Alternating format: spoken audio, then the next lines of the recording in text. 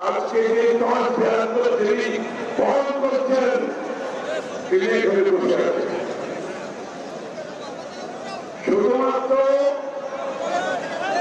রাজনীতি গণতন্ত্র নয়, বিএনপি আরেকটি স্লোগান হচ্ছে অর্থনীতি গণতন্ত্র।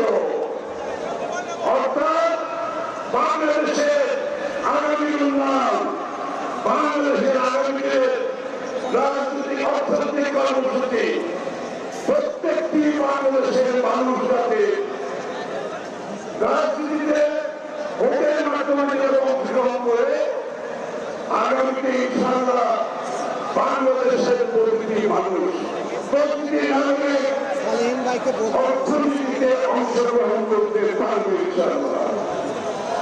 অর্থনীতির সুফল, এই অর্থনীতির সুফল বাংলাদেশের মানুষের প্রতিটি ঘরে পৌঁছে যাবে ইনশাআল্লাহ। যুবক, তরুণ, কৃষক, শ্রমিক, পেশাজীবী, মহিলা, পুরুষ সর্বস্তরের মানুষের কাছে গণতন্ত্রের স্বাদ দেবে পৌঁছে দেবে বিএনপি, অর্থনীতির স্বাদ পৌঁছে দেবে। চট্টগ্রামকে অনেকে বলে বাণিজ্যিক রাজধানী, বাণিজ্যিক রাজধানী এখানে বক্তৃতা দিতে হবে না। আমাদের চট্টগ্রামকে এমনভাবে অর্থনৈতিক কর্মকাণ্ডে আগামী দিনে এটাকে বাণিজ্যিক রাজধানী সরকার ঘোষণা করার দরকার নেই। বাণিজ্যিক রাজধানী হবে আমাদের কর্মকাণ্ডের মাধ্যমে চট্টগ্রাম আগামী দিনে বাণিজ্যিক রাজধানী হবে। এটা কোনো ঘোষণার দরকার নেই।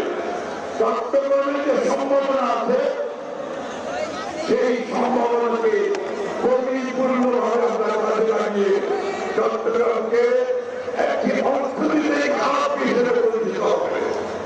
এই হাব, এই অর্থনৈতিক জোন, ইকোনমিক জোন, এই হাব শুধু বাংলাদেশের জন্য হবে না, এই হাব হবে পুরো এই অঞ্চলের জন্য।